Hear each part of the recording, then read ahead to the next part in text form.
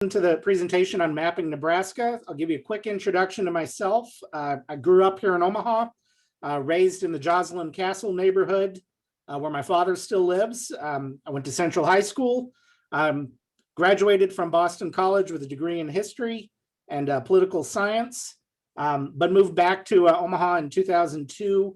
Got a house in the Hanscom Park neighborhood that I've been restoring ever since.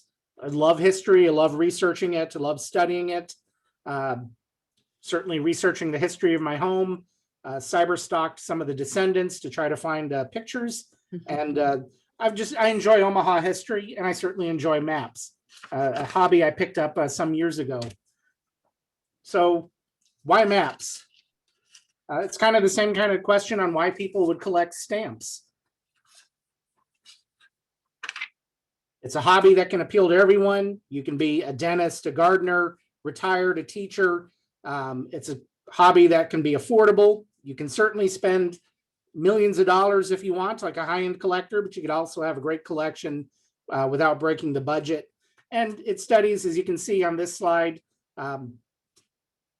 your state, your city, your region, the nation at different time periods. And it's certainly a lot of fun. Some of the maps can be extremely beautiful and in my opinion, worthy of hanging as art. So you see here from the golden age of Dutch cartography, Gerard Mercator's map, 1569, Abraham Ortelius, two of the early map makers who collected maps into atlases, a new term at the time, and began the study of geography practically. What I think is interesting, if you see these are drafted by cartographers without the aid of GPS, without the aid of satellites. These are sailors studying what they see around him, navigating based on what they know from previous maps, navigating from the stars. And this, as they're able to publish these and draft them, and what I think is interesting on these 16th century maps is the incredible level of detail they were able to get. They are literally expanding our world of knowledge incredibly. They're learning that we're not going to fall off the end of the earth. Columbus and Vespucci and Magellan are putting their lives into their own hands, following these new documents and discovering new countries. Mercator's early maps, you can see, are marked with these latitude and longitude lines used by sailors to locate themselves in the open seas, and are used actually later on arbitrarily to set the borders of Nebraska. When you see the old maps that would say the Great American Desert or monsters at the edge of the world, these aren't just illustrations. These are what these sailors and explorers are taking as the truth. So the stories these maps are telling are incredible. The borders of disputed territories, explaining what is known, explaining what is not known, helping the people understand what's around them. This map is the Waldseemüller map of the world from 1507. It's currently on display at the Library of Congress. About 20 or 30 years ago, the Library of Congress purchased this for about $10 million. So this is probably one of the most expensive maps in the world. And I consider this to be the birth certificate of America. It's hard to see on your screen, but this is the first map that uses the word America, after, of course, Amerigo Vespucci. So this map shows, and I'll come back to this, maps are knowledge, particularly to our ancestors in the 1500s. The knowledge is power. They show us where our fortifications were, where the lakes and inlets can lead ships, where the gold was. Maps are for the wealthy and the powerful. In fact, at this time period, it's actually illegal to own maps in certain places like Portugal, for example, because of the knowledge they contain. And that knowledge is for the kings. It's for the royalty. It's not for everybody. Those maps from the 1560s or 70s by Mercator and Ortelius, Hondius, Jacotus, these are actually the first maps that are for everybody. They're published for everyone to understand. And I think that's a huge leap forward in knowledge. This map is by Herman Mall from 1712, and it shows the great power of maps. We're going to see this equilibrium between the great European powers. There's Great Britain on the eastern seaboard. There's French Louisiana controlling the central portion. There's Spain controlling the southern portion. We're seeing quite a lot going on here. Maps like this show those claims on the Pacific Northwest. Kind of depends on who's drawing the maps. These claims are going to be settled later, as we'll see, by the Adams-Onis Treaty, setting the boundary between New Spain and the United States, the later purchase and annexation of the Spanish territory and Texas, and that remember that these great European powers are seeking to build their world empires and fight open wars or their own cold wars for control of trade with the Native Americans, the fur trade, the incredible resources of this new world, timber, cotton, tobacco, gold, the fabled Northwest Passage. So these maps are showing territorial aspirations, but they're also reflecting a huge conflict of power between these world powers who want this land. So jumping forward, this is a French map from just about the Treaty of Paris of 1783, granting America its independence. This map actually shows a lot of friction going on. Remember that in 1763, the Treaty of Paris, they were all called the Treaty of Paris for some reason. I guess that was a great name to put on treaties. The 1763 Treaty of Paris essentially would not allow British colonists at the time to settle west of the Appalachians. Major deal. Britain did not want additional conflict with France if they could help it. But if you're a colonist in the Carolinas, in Virginia, in Georgia, you've got your 20-acre farm and two sons. They can either each get 10 acres, or most likely the oldest son gets the 20 acres and your other kids go out and have to find their own way. Land is becoming scarce after 100 and some odd years in the colonies. More people are coming and there's less land because the oldest son is inhabiting it. So jumping into American independence, we immediately opened up the Northwest territories of Ohio, Indiana, and the area that becomes Kentucky and Tennessee for exploration. I mean, this is a crucial opportunity for these early Americans who've been hemmed into the original 13 colonies for 150 years. So this map, which is from the Library of Congress by Aaron Aerosmith, is now showing the new state of Tennessee, Kentucky, which were admitted, I believe, Kentucky in 1792, Tennessee in 1796, and opening up all this land in the Southwest for settlement. Farmers, families, immigrants are streaming into the Tennessee and Kentucky land. It also shows what I think is interesting on it.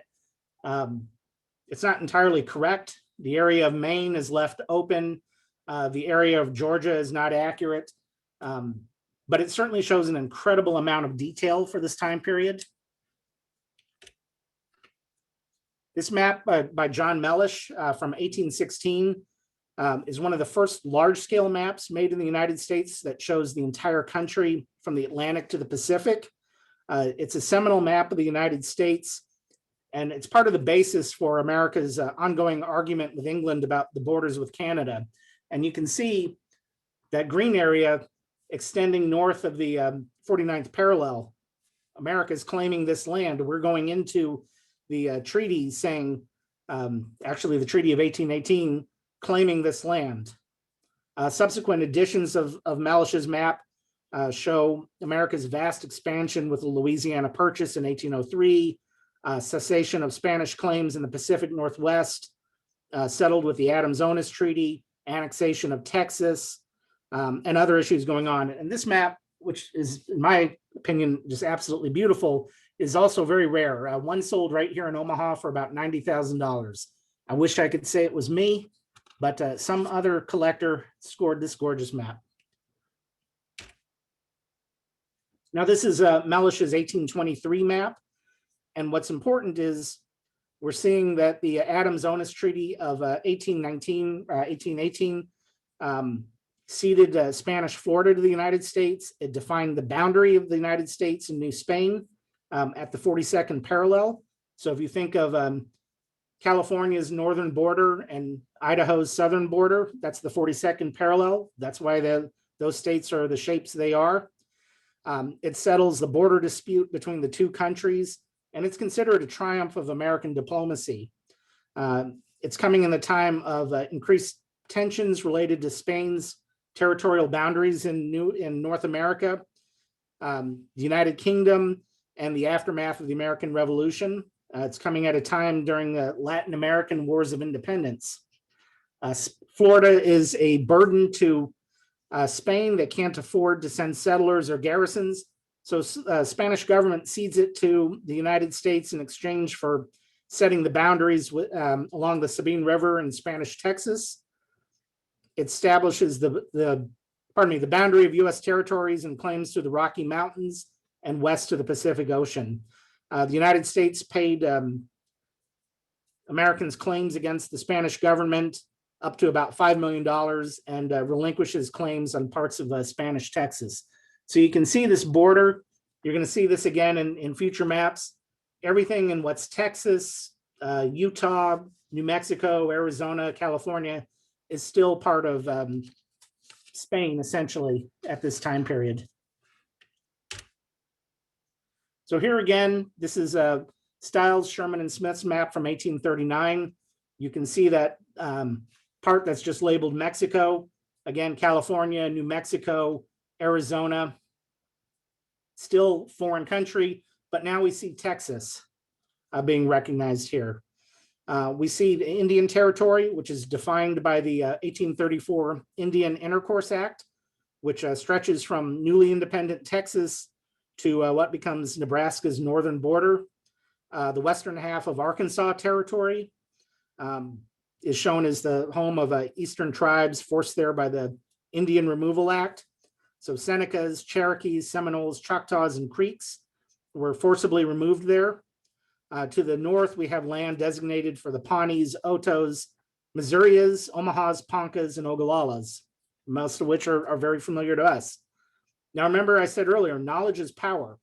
In the 1830s, the US is facing a crippling economic depression that's causing a lot of people to look toward the Oregon country for a new life.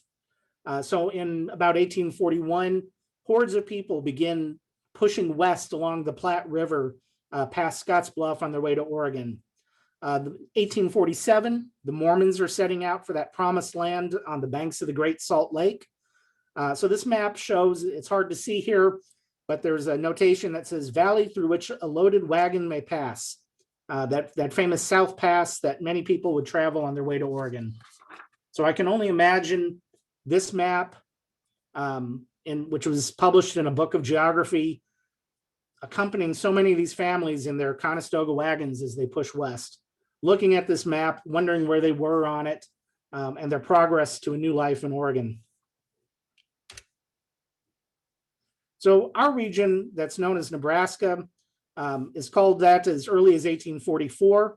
Actually, while this map is, to my knowledge, the first map that shows a proposed Nebraska territory, I found an 1836 map that refers to the Platte River as the Nebraska River. So to my knowledge, Nebraska is first used on a map in 1836, but this map by Rufus Sage lists a proposed Nebraska territory in 1844. Secretary of War William Wilkins is the first person to propose a Nebraska territory in his annual report. And 1844 is the first year that an Illinois congressman, Stephen Douglas, introduces a bill to organize this territory. Rufus Sage was an explorer. This map is one of the earliest snapshots of the West following the resolution of that northern border with Canada and the eve of the war with Mexico. It's got the first accurate description of the boundaries between Oregon Territory and British America, Canada. It's the earliest attempt to show the emigrant trails to the west into California, and one of the only printed maps providing a detailed account of Jacob Snively's expedition on behalf of the Republic of Texas in 1843. Sage is an incredible map maker. He's not including speculative information. So it's an important map prior to the gold rush. Early trade routes are depicted, a few roads in the west and early settlements, but he's not putting the land of gold out there for people. He's putting what he actually knows and has seen. So it's a very accurate delineation of immigrant trails to California and Oregon.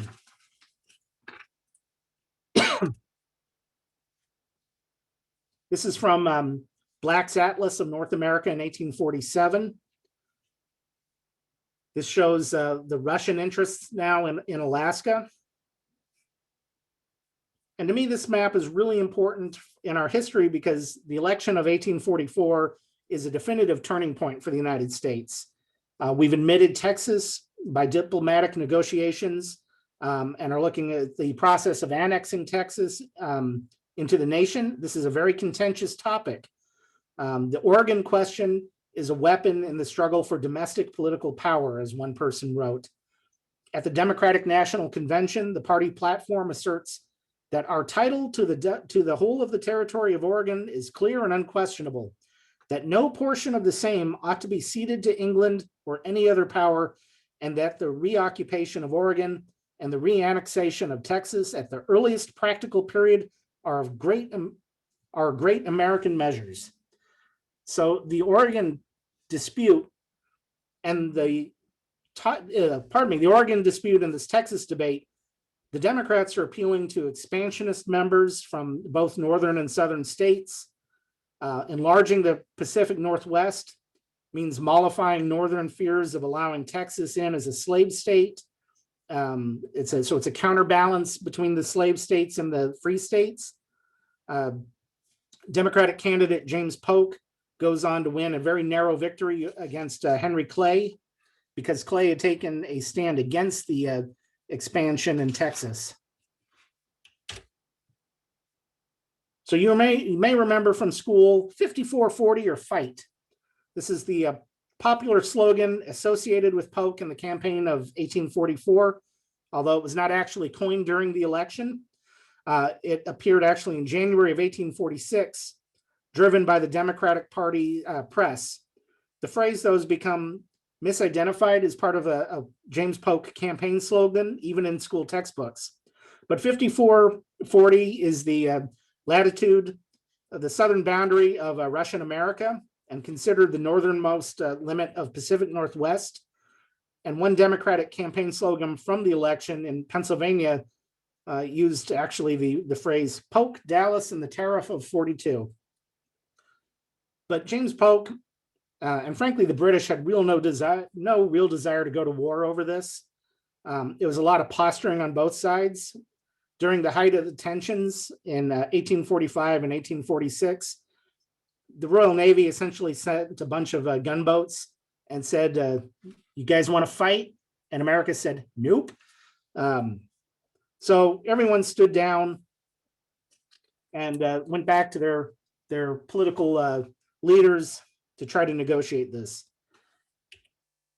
So in the end, the Oregon Treaty of 1848 does what the earlier treaties did and simply set the boundary at the 49th parallel from the Pacific, from the Rockies essentially to the Pacific. So we know that the 42nd parallel was set with the treaty with Mexico, and the Treaty of 1848 sets our northern boundaries. So why we have Oregon Territory, now Washington, Oregon, and Idaho, that kind of explains where their shapes came from. A piece of Wyoming too included in there. But let's go back to 1820 for a moment. We talked about how critical westward expansion is. The Missouri Compromise is the legislation that provides for the admission of Maine to the United States as a free state, with Missouri as a slave state, so to maintain that balance of power between the North and the South. As part of the compromise, slavery is prohibited north of the 3630 parallel, excluding Missouri. So the 16th United States Congress passes legislation in 1820, and James Monroe signs it in March of that year. So you can see this map shows where the slave states are, where the free states are, where Spain is, Oregon Territory. So there's a huge amount of unorganized territory. And we're going to start to see where the South says, wait a moment, that's a lot of free states outweighing slave states.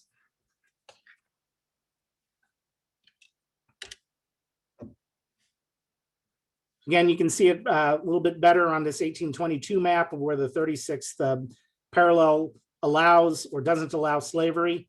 I probably should have drawn that blue line up to the edge of Spanish territory, and I'll have to correct that going forward.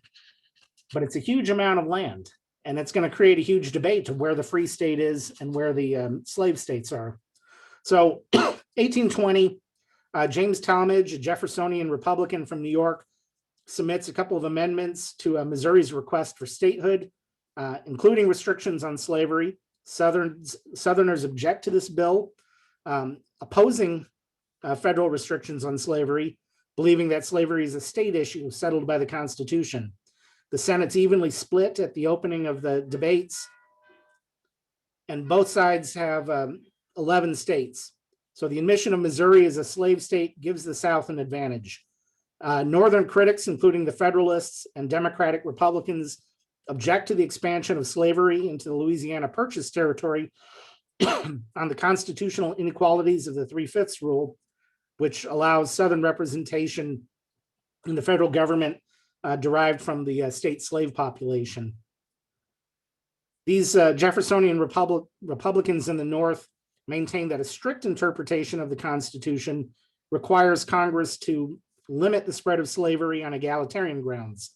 Someone writes, Northern Republicans rooted their anti-slavery arguments not on expediency, but egalitarian morality. The Constitution, strictly interpreted, gave the sons of the founding generation the legal tools to hasten the removal of slavery, including to the refusal to admit slave states. With Maine wanting statehood, the Senate quickly links Maine and Missouri bills, making Maine's admission a condition for Missouri entering the Union with slavery.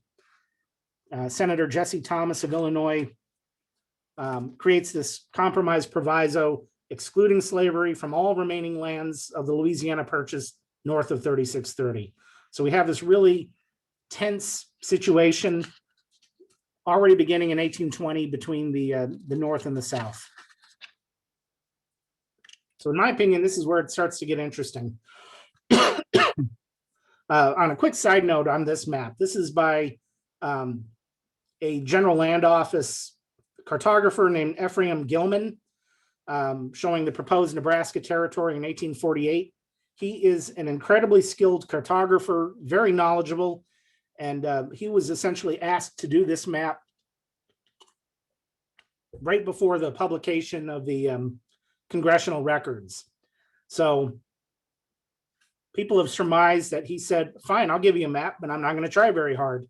So this map is incredibly rife with errors, which he knew better. But it's an interesting map. It's full of a lot of details that are accurate in the tables on the left and right. It's just the actual map.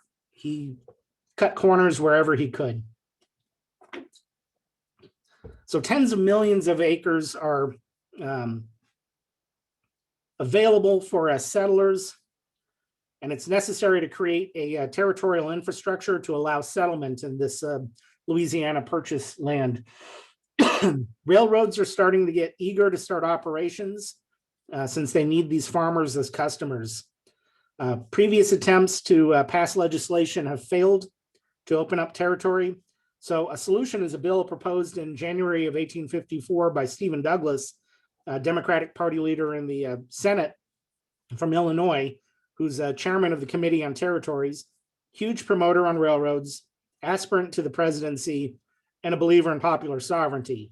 Let the voters, who are exclusively white males, in each of these territories decide whether or not slavery should exist. Completely at odds with the 3630 rule from 1820.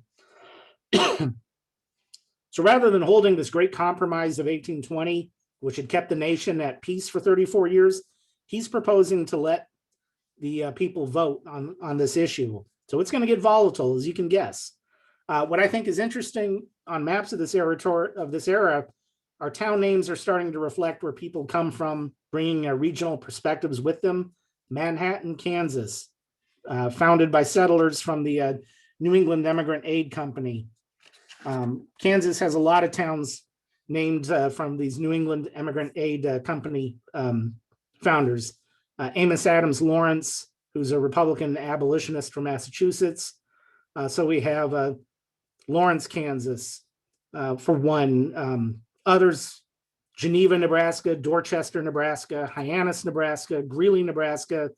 A lot of these named after politicians, Horace Greeley of New York, Hyannis after Hyannis, Massachusetts, Dorchester, Massachusetts, Geneva, New York. Later on in Nebraska, a lot of these towns are named after railroad officials in the 1870s. This map is by Jacob Ferris in 1856. Again, to jump off the script for a moment, you notice on the bottom right, it says E.F. Beadle of Buffalo. That's Erastus Beadle. And Beadle has a great connection with Omaha. He was a huge promoter of the town of Saratoga, Nebraska. And he actually moved here and lived in Omaha in 1856 and 1857. He promoted Saratoga, which was essentially where roughly 24th and Ames is today, between Florence and between Omaha. Saratoga did not take off.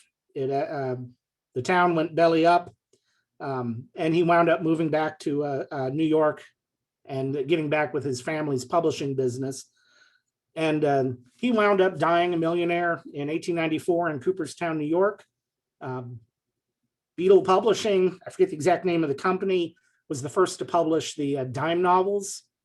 So he puts millions of books into the hands of the public for not a lot of money, essentially cheap paperbacks. And he dies very wealthy, but he had a great connection to Omaha, which I particularly like on this map.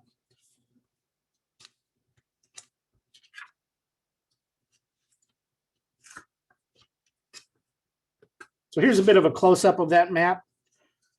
What I think is interesting is that this is 1856, before the Transcontinental Railroad, and we see the railroads already pushing west, going as far as Jefferson City, Missouri, and Iowa City, Iowa. So people are moving west with the railroads. They're moving west with settlement. Nebraska is still largely unsettled, but you can see that winter quarters are mentioned where the Mormons stayed. Omaha City, which was founded in the early 1850s, Nebraska City, and people are starting to cross the river and settle in this open territory.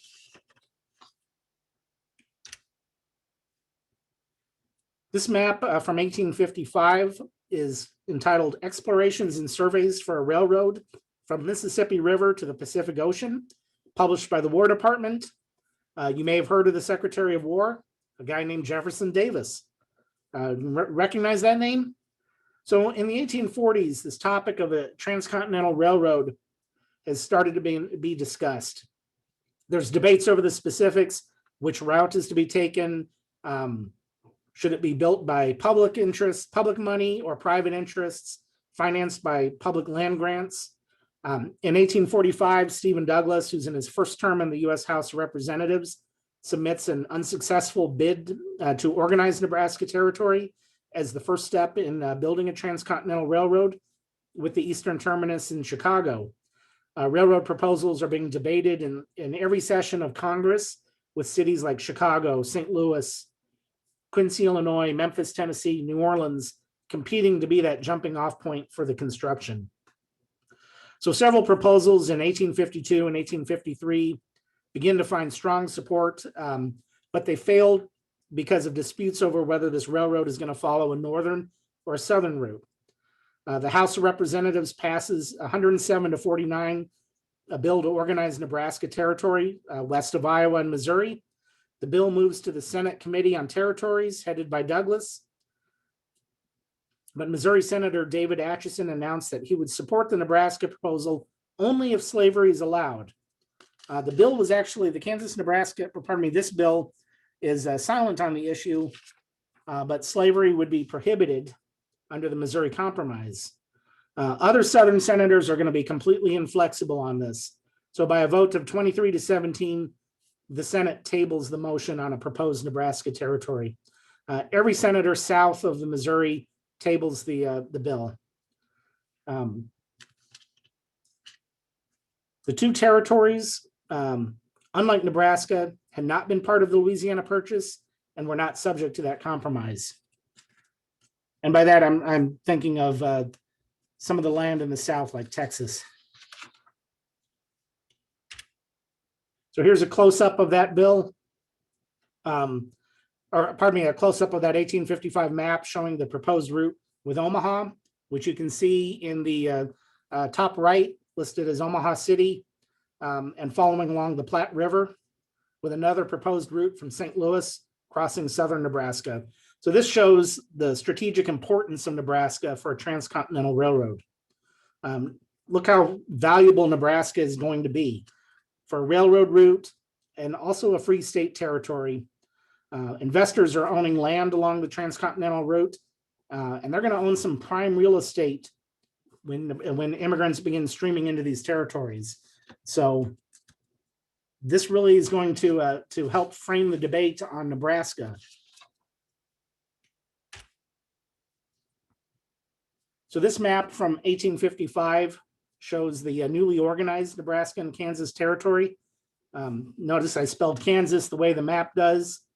Maps at the time alternate between KANSAS or ZAS. I don't know why that's the case.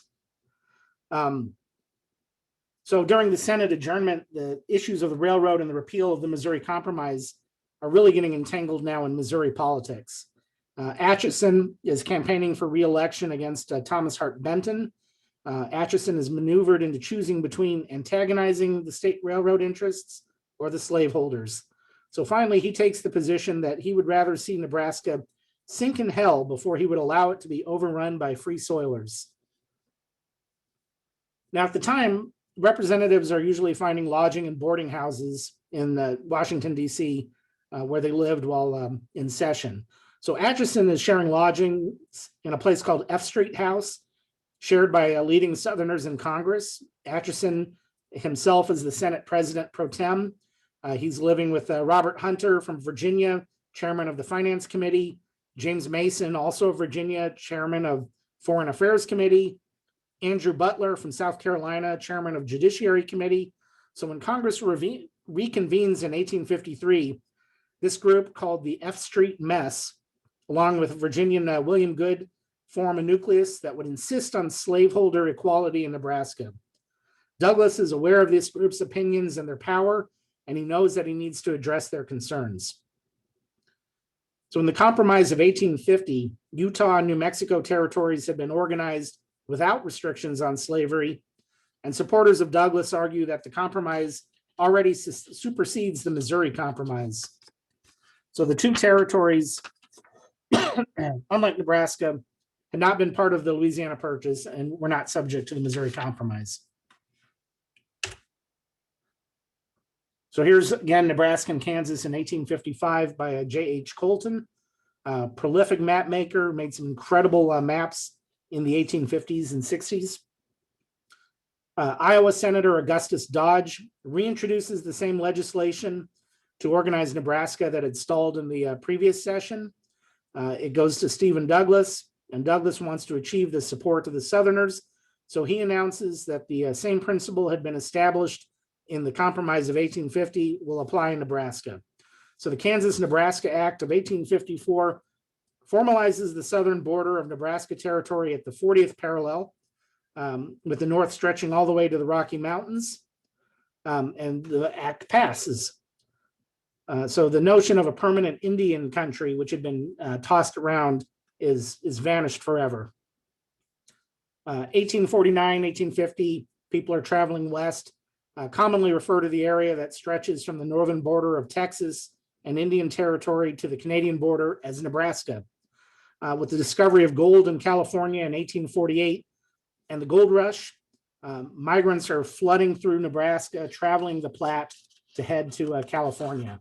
So the state is becoming a major thoroughfare for the nation.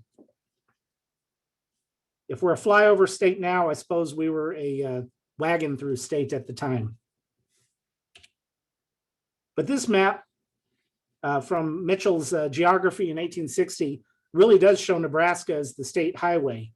Mormons are heading west for religious reasons. Utah Territory is created in 1850. Land hunger is bringing people north and west to Oregon Territory. Gold fever is bringing people to California. So maps in the 1850s begin to show Bellevue Missionary Station, which was established by the Baptists in 1833. So Nebraska is certainly becoming an important way station for all of these people heading west in the early 1850s. These are a couple of public surveys of Nebraska in 1854, 1856, and 1857. John Calhoun, not the South Carolina senator, is the first surveyor general for Nebraska and Kansas territories, charged with continuing the grid system established by the Land Ordinance Act of 1785. So as required by the Kansas-Nebraska Act, Calhoun arranges for the survey to begin at the 40th parallel. The boundary between the two states and townships are going to be measured north and south from this point. The Kansas-Nebraska Act specifically excludes Indian territory from settlement by European Americans. So the reservations on these maps are not subdivided, but you can start to see the much more detail of what the land looks like and how it's going to be divided.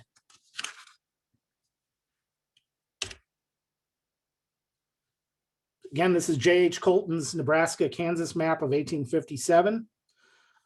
With the creation of Nebraska Territory, speculators from Iowa now are streaming into found towns that they hope would be gateways to the west.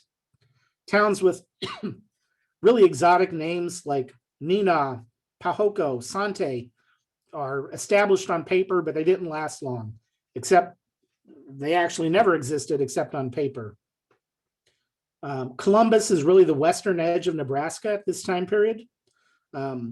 Kearney City near Nebraska City was originated in 1856, gone by 1857. County names come and go. Izard County, named for territorial governor Mark Izard, was renamed after Edward Stanton, Secretary of War under Lincoln and later under Johnson.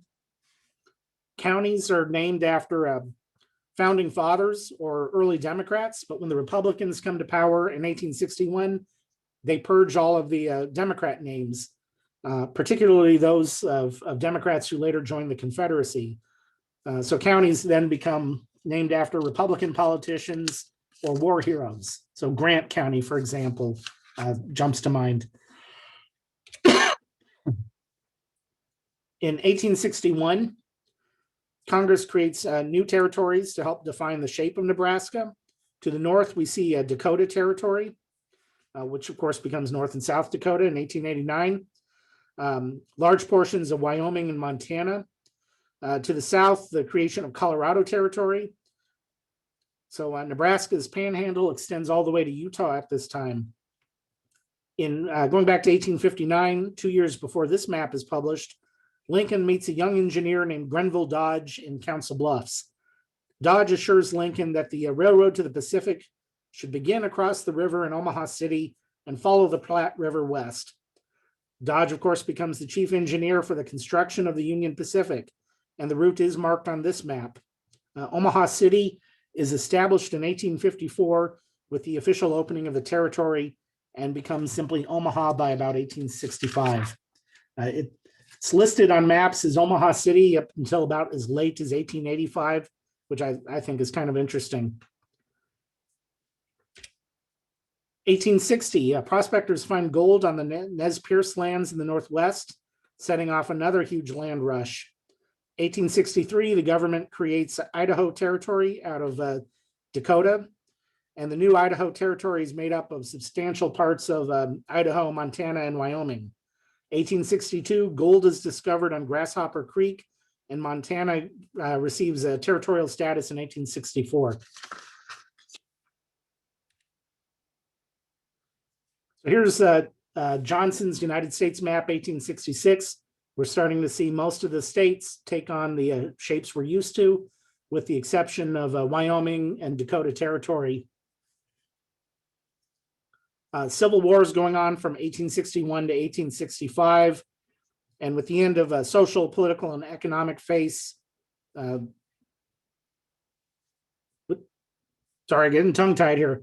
The West is changing dramatically. UP has now reached the 100th meridian at Cozad, Nebraska by October of 1866.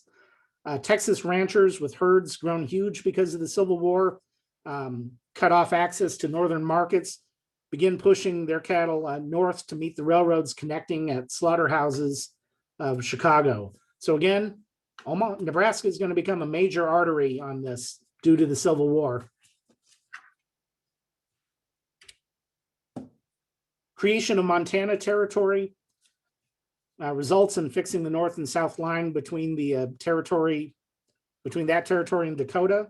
Line extends from the northern border of Colorado, and this line separates Nebraska from what would become Wyoming Territory in 1868.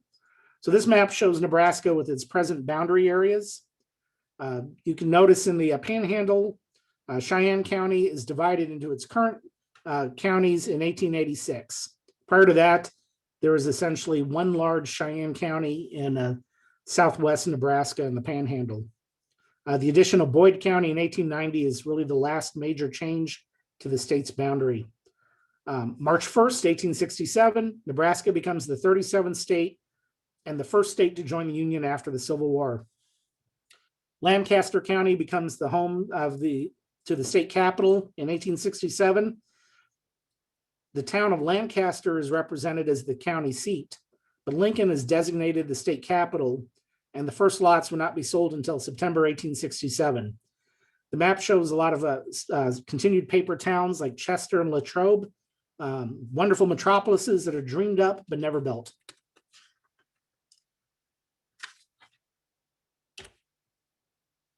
This map is from Crofett's Transcontinental Tourist Guide in 1872. And it's promoted to promote settlements west with a lot of detailed descriptions along the train route of towns, villages, stations, forts, camps, rivers, and railroads.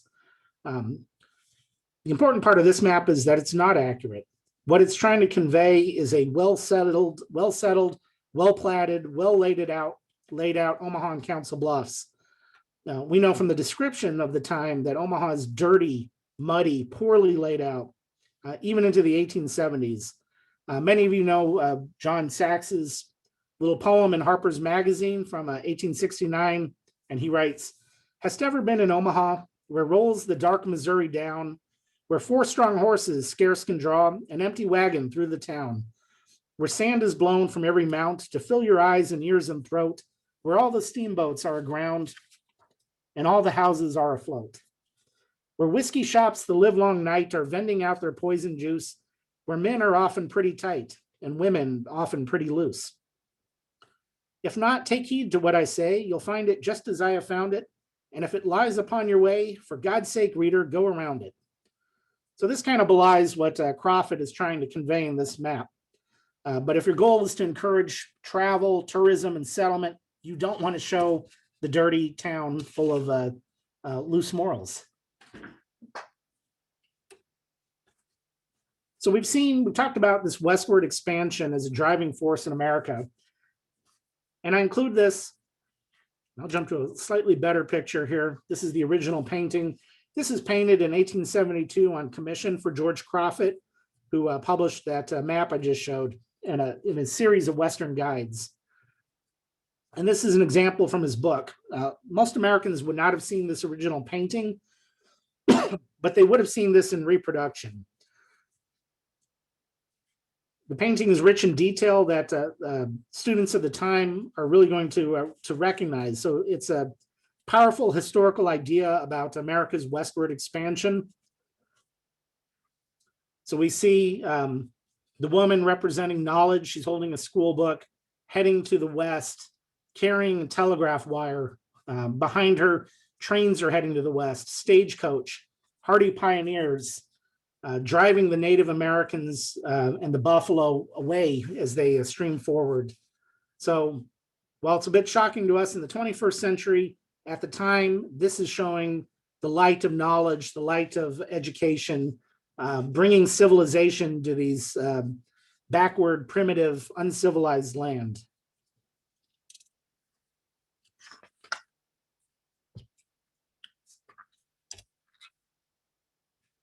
And then I added this slide. This is from a writer named, an illustrator named F.O.C. Darley, called Emigrants Crossing the Plain. And it was published between 1872 and 1874. And it kind of complements that last slide that I showed.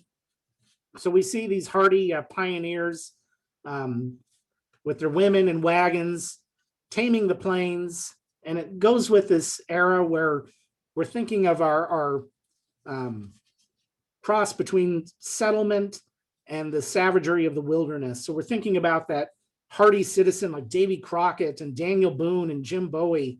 They're taming the wild, and they illustrate, they confer that image of strength and individuality.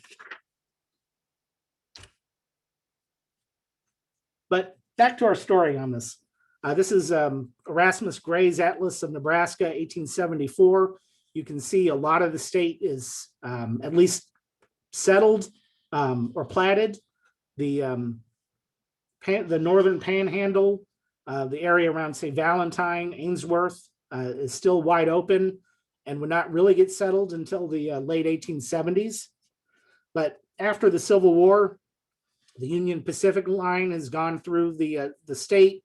Most of the state is surveyed. Smaller railroads have surveyed communities, and you have towns like Ogallala and North Platte as centers for these long-range cattle drivers. The same year, Joseph Glidden patents barbed wire. So about 1873, 1874, and this changes the nature of the open plains in western Nebraska. Now you can have huge hemmed-in ranges for your cattle or sheep or whatever livestock. Same time period, Custer's leading his party into the Black Hills. At the same time, gold is discovered, so we have war with the Western tribes. Pawnee are forced off the reservation and relocated south to Nebraska Territory in present-day Oklahoma at this time. This is Colton's map of Nebraska from 1886. And again, the landscape is changed. We see Cherry County. Now that's been surveyed. It's been mapped out. The counties of the Panhandle are also mapped out here. The Ponca Reservation is gone with their forced relocation to Indian Territory in modern-day Oklahoma. So this sets the stage for Ponca Chief Standing Bear, a dramatic return to Nebraska, his arrest, and the 1879 trial in which the American Indian is recognized for the first time as having standing under the Constitution of the United States. At the same time, the Lakota Sioux, led by Red Cloud and Spotted Tail, have been relocated north to Dakota Territory, and the Odos would be relocated to Oklahoma. So from the beginning, the American story is about expansion. Geography at this time is the centerpiece of education. School maps are showing the relationship and differences between places and much about the character. So maps not only teach history, but civics as well. So this map by Horace Thayer from 1853 shows vignettes of American history, including the presidency of the United States, Admiral Perry's opening of Japan, the landing of the Pilgrims in 1620, farm tools, the Battle of Monterey in the Mexican-American War of 1846, the United States House of Representatives chamber, and an illustration of justice personified. Signing of the Declaration is on there. Senate chamber, the capture of General La Vega in 1846, again during the Mexican-American War, landing of Columbus, the Constitution, and the Guerriere, the naval ships, and again, more presidents. So it's an important document that ties geography, but also civics together. And I think it's an incredible map for that reason.